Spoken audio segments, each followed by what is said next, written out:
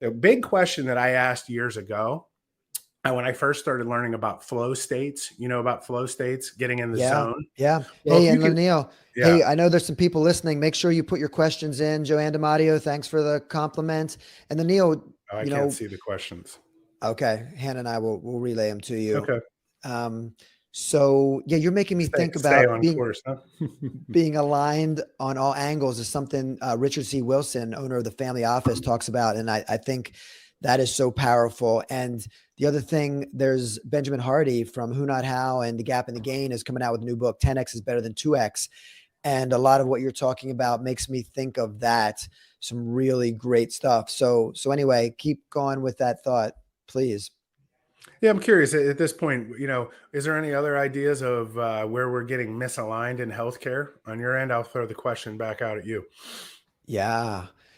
Yeah, I think with healthcare, we're misaligned from most places and like kind of the core focus and the passion, right? When it's not about what's in the client's best interest and taking care of the clients, then everything's going to go wrong. And that's the problem, right? If it Exactly. becomes more profit focused rather than, customer centric. So again, this strong angle thing's about priorities, right? Yeah. It's about Yeah. being able About to have a the strategy to core. keep these priorities in line. And I was having a problem a little bit with using the word strong because that can be sometimes polarizing for people, but we don't want to be weak, right? And alignments make us strong, whether it's a strategy or it's actually coming back to we're both exercise and fitness people. Well, you can't really improve your fitness if you're constantly misaligning yourself. We all know that the fitness idea is to keep yourself in good form while you're doing exercise to get the most benefit about what you're doing. But if the alignment that you're in isn't going to get you the transformation that you're looking for, you're still in a misalignment, How can we, right? you mentioned knowing where we stand now. How can we take a measurement? How can we take our baseline? Well, that's exactly it, right? So, in the reality of it is the best strategies all start with a results based protocol or an evaluation based protocol. So, you have to really be able to understand how to do the assessments and the evaluations, just like we do in PT. But if you start with the wrong end in mind, like we do in PT, the whole goal in PT is ridiculous. I want you to come into my business and leave after 8 weeks. Why? You spend all that time, right? Starting in this initial transformation process with these people, right? And just because we are misaligned with the insurances and focusing on leading everything through the physician centered model, right? We just keep following that path dependency and we never stop to think, oh, wait, why am I telling that person to leave? Can I keep helping them?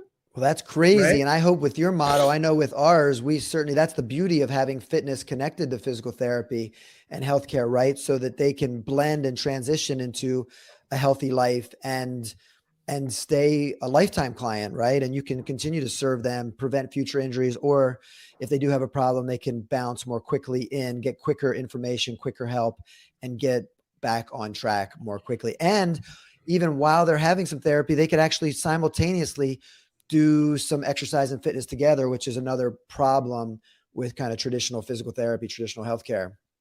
Well, it's a big problem because we start people in strong angles in PT. We use bands and isokinetics, and we're focused on not overloading their joints. And then once we get to a certain point, and this also comes back to all things are neurological first, right? One of the things that PT or people don't understand about physical therapy is that we have a ton of education in neuroscience. Everybody loves Andrew Huberman. He's the new neuroscience guy, right?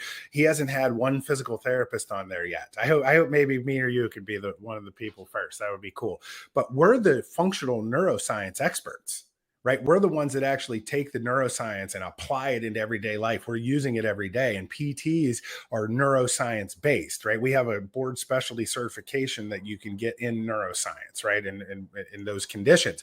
But then when we start getting into fitness, we immediately abandon neuroscience and we go into the weak angle of exercise physiology and fitness.